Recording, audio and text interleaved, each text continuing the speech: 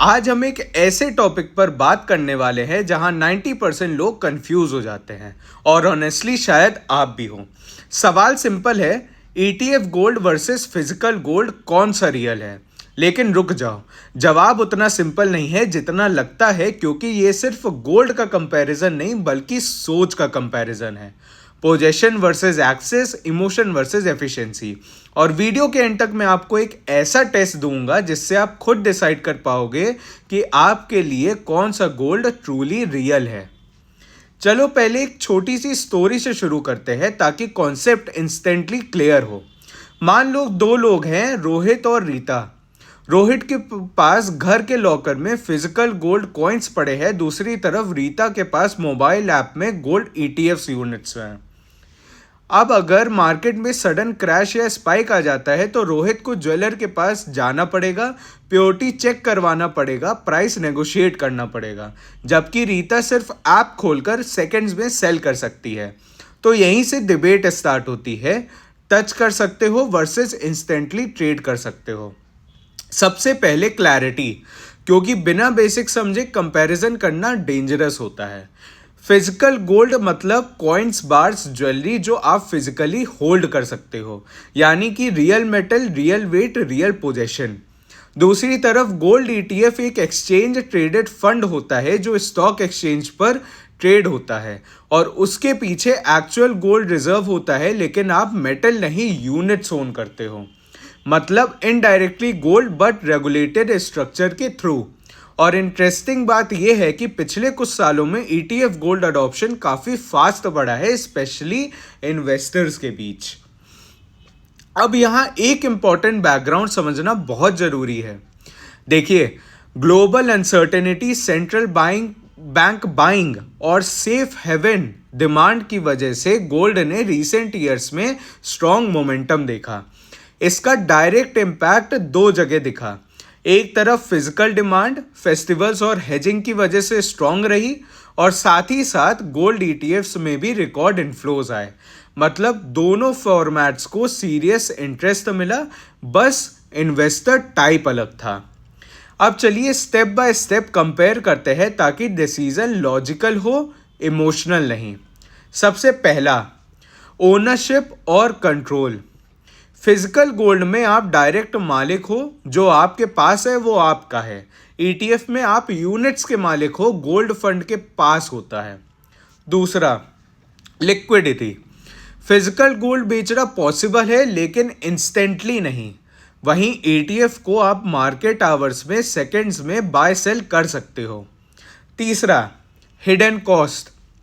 Physical gold में making charges, spread, storage, insurance सब add होता है, जबकि ईटीएफ में मेनली एक्सपेंस रेशियो और ब्रोकरेज होता है जो यूजुअली लोअर होता है।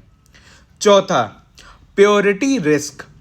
फिजिकल गोल्ड में फेक या लो प्योरिटी का रिस्क होता है, स्पेशली इनफॉर्मल सेलर से, लेकिन ईटीएफ रेगुलेटेड कस्टडी में होता है, ऑडिटेड रिजर्व्स के साथ।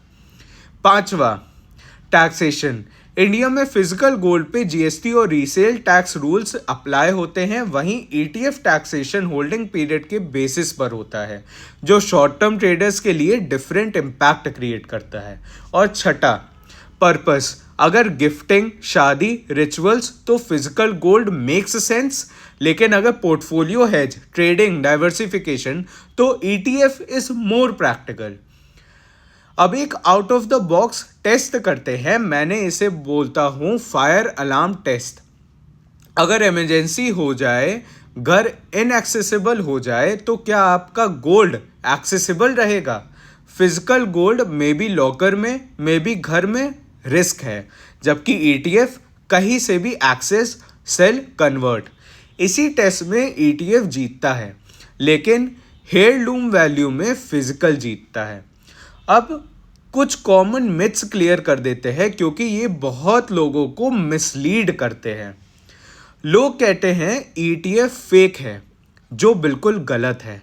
ईटीएफ गोल्ड बैक्ड होता है रेगुलेटेड रिजर्व से। दूसरी तरफ लोग कहते हैं फिजिकल ऑलवेज सेफ, जो भी हाफ ट्रुथ है, क्योंकि थेफ्ट और फ्रॉड का रिस्क भी होता है। मतलब दोनों के प्रोज भी हैं और दोनों के रिस्क हैं, बस नेचर डिफरेंट है। अब अगर स्पेसिफिकली इंडियन इन्वेस्टर्स की बात करें तो पिक्चर और इंटरेस्टिंग हो जाती है। इंडिया कल्चरली फिजिकल गोल्ड को प्रेफर करता है, लेकिन साथ ही साथ इंडियन गोल्ड ईटीएफ्स में भी रिसेंट ईयर्स में रिकॉर्ड ग्रोथ देखी गई। ये शो करता है कि new age investors convenience plus transparency prefer कर रहे हैं। तो अब सवाल, चूज कैसे करें?